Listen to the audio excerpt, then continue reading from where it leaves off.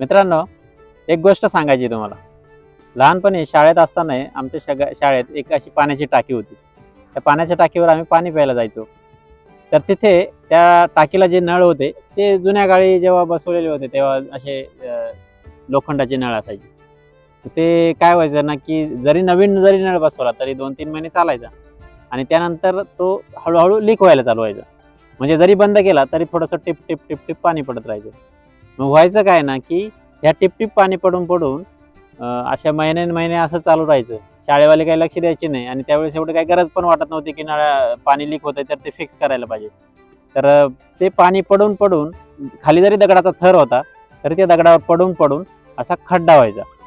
म्हणजे एकदम छोटासा पाण्याचा एक थेंब असतो, पण तो सारखा एका ठिकाणी पडून दगडालाही तो खड्डा पाडायचा. म्हणजे याच्यातून आपण काय शिकू शकतो?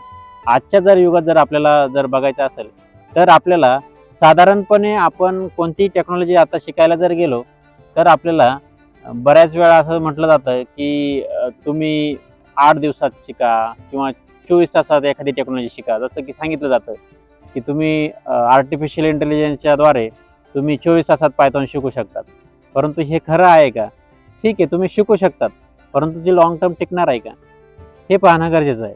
जेव्हा आपल्याला लाँग टर्म जायचं असेल, खूप आपला दूरवरचा विचार करायचा असेल, जेव्हा आपल्याला जे काही शिकलोय ते खूप वर्षापर्यंत आपल्याला टिकून ठेवायचं असेल, त्याचा फायदा व्हायचा पाहिजे, तर आपण काय करायला पाहिजे? ते सतत आणि निरंतर शिकत राहणं गरजेचं आहे आणि त्याची प्रॅक्टिस पण करणं गरजेचं आहे. आणि आजच्या टेक्नॉलॉजीच्या युगात आपण जास्तीत जास्त जेवढी प्रॅक्टिस करू, तेवढं आपलं जे नॉलेज आहे ते चांगलं होणार आहे. मग त्यासाठी आपण काय करायचं आहे? तर निरंतर अभ्यास करायचा आहे कोणत्याही गोष्टीचा. जसं की सांगितलं मी तुम्हाला, की एखाद्या दगडावरती जर आपण हंडाभर पाणी नेऊन टाकलं, तर तो दगड काही वेळाने सुकून जाईल.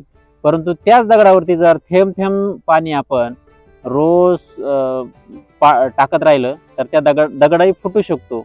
दगडालाही चीर जाऊ शकते. एवढं सामर्थ्य आहे सातत्याचं आणि निरंतर कष्टाचं. तेच करायचं आपल्याला. कोणतीही गोष्ट शिकायची असेल तर तुम्ही निरंतर अभ्यास करणं गरजेचं आहे.